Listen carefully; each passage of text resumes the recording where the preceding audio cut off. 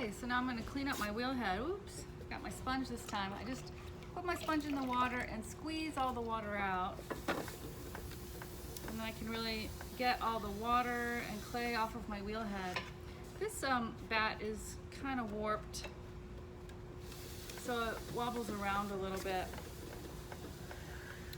If your wheel does not have a bat pin on it, then you don't need to use a bat. We use bats generally for large pieces that you really don't want to disturb, so that you can take it off without messing it up. Now, if your pot gets so wet that you feel like you can't control it and it's worth saving, you can take the whole bat off and put it in the hot box and see if I can get that back on there.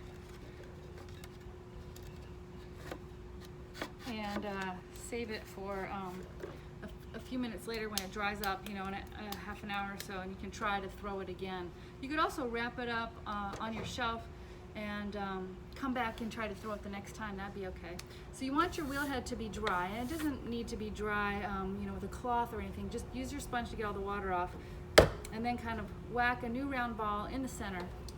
So, you know, these are like at most 5-minute studies. So if you have a whole bunch of them, then you can kind of work through them. So I'm really kind of pushing my clay down and trying to get it to stick. So some of my clay is a little stiffer than other bits, and I really think that you should have pretty soft clay for learning. So I'm trying to push the clay up, and now I'm going to push into it, and I'm going to catch it with this hand, and I'm kind of just squeezing it between my hands, trying to make it round.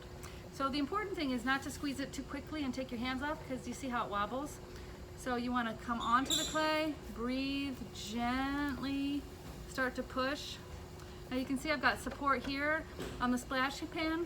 This wheel is the one that's in the corner with a big piece of wood over the kick wheel, and it's quite high. Some of the wheels will be set a little bit lower, and in which case you might be bending over more. So you'll just have to try to find one that you like the ergonomics of it or the way it fits your body. So I'm going to kind of push it up between my hands, and I slide my hands up as I go. I make sure I have plenty of lube, but I don't add too much, because if I add a lot of water, it's going to make it weak. All right, and now I'm going to push back down, and I'm going to catch it with this hand. Pushing kind of straight on this corner here and 45-degree angle into this hand, and then I'm going to kind of drop my hand. All right, the light is kind of dabbled through this window now. All right, and I really want, you know, kind of a more of a right angle here. I don't want the clay to be really spread out, otherwise it'll be pretty hard to throw. All right, and now I'm gonna kind of hold my hands on the side. It's a little bit sharp because the grog is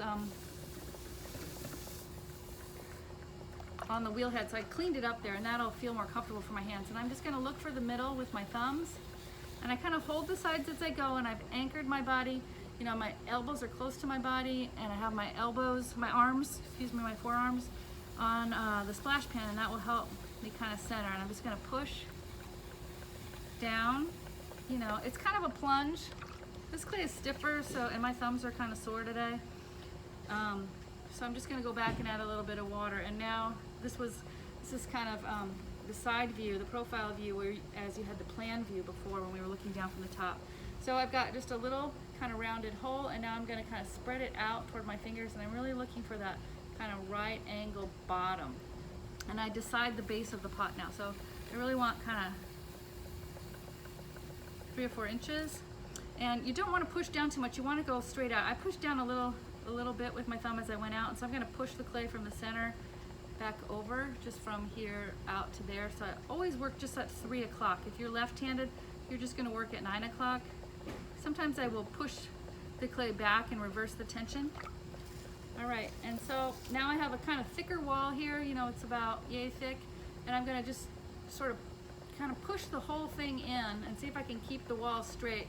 I might do sort of a pinch where my thumb is vertical and my hands are on the outside. I'm going to see if I can bring that wall up a little bit before I begin a proper pull.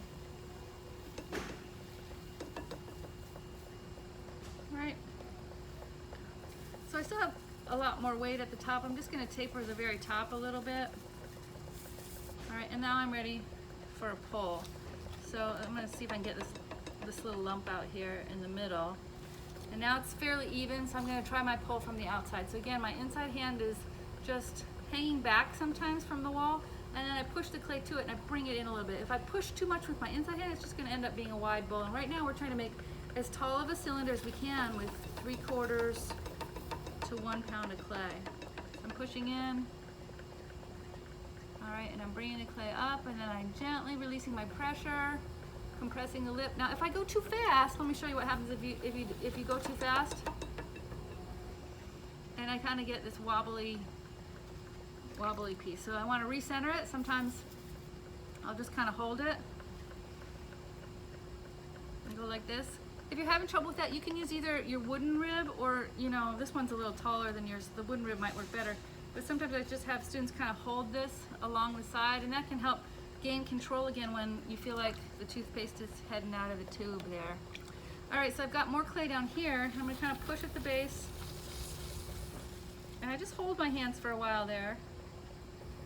And you control how much you push. So if you feel like it's kind of thin, you don't need to push very much. Just push a little bit more where it's thicker. But be mindful that if you have extra weight at the top of the piece, it's gonna cause it to kind of twist and torque. So I still have a little more clay down here that I wanna bring up.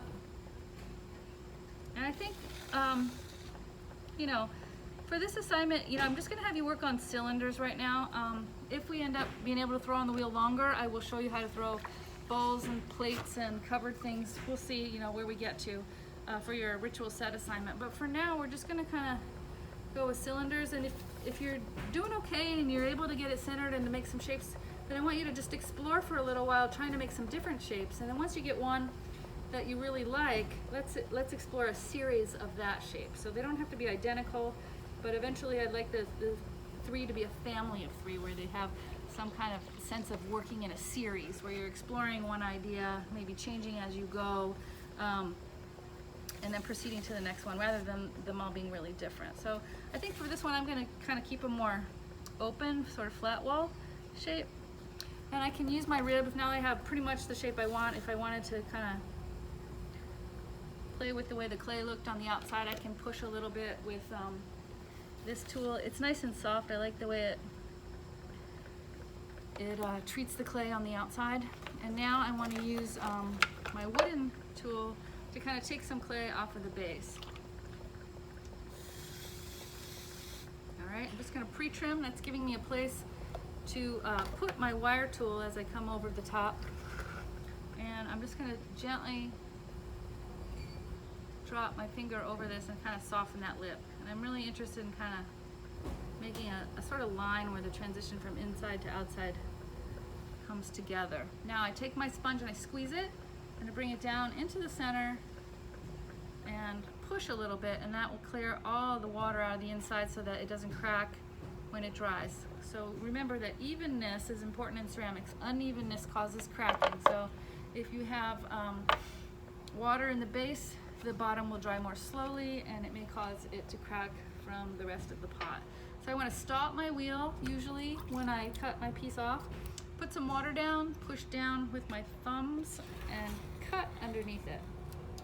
All right, and that will cause it to begin to slide and I can push that form off.